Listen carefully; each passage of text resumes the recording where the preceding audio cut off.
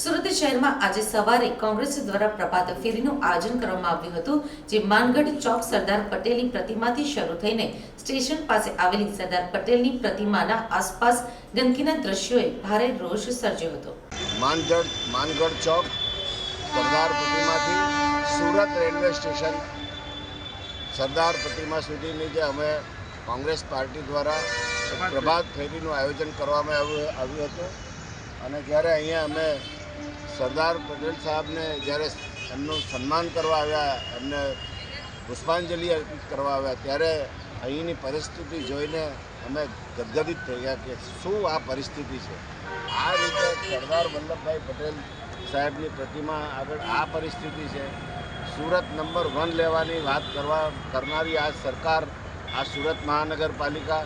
શું કરી રહી છે?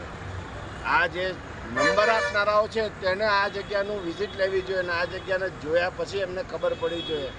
કે ખરેખર આ સુરત શહેરને સ્વચ્છ ભારત તરીકે, સ્વચ્છ સુરત શહેર તરીકે નંબર આપવો જોઈએ કે કેમ। આ સ્વચ્છ ભારતની વાત એ એકદમ પોકળ છે। ખરેખર જો સરકાર સ્વચ્છ ભારતની વાત કરી હોય તો આવા જે આપણા મહાન સ્થાનો છે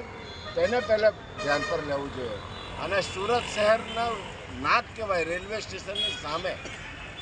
એટલે આ સંસ્થા, આ સરકાર જાગે, આ શહેરના જે ચાલતા હરતા છે તે જાગે અને જુઓ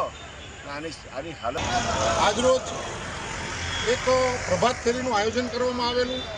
સરદાર પ્રતિમા માનગઢ ચોકથી સરદાર પ્રતિમા રેલવે સ્ટેશન સુધી, જ્યાં સરદાર પ્રતિમા આવેલી છે અને એની આજુબાજુમાં જે પારાવાર ગંદકી છે, એક બાજુ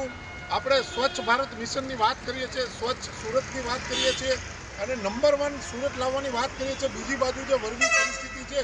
એ આપણી સામે છે અને અહીંયા અખંડ ભારતના શિલ્પી એવા સરદાર વલ્લભભાઈ પટેલનું પ્રતિમા છે અને એની આજુબાજુમાં આપણે જે જોઈ રહ્યા છીએ ગંદકીઓ છે, દારૂની બોટલો પણ અહીંયા પડેલી છે। એટલે આ સુરત મહાનગરપાલિકાને, આ શાસકો સુરતને ક્યાં લઈ જવા માંગે છે એ આપણે અહીંયા જોઈ રહ્યા છીએ અને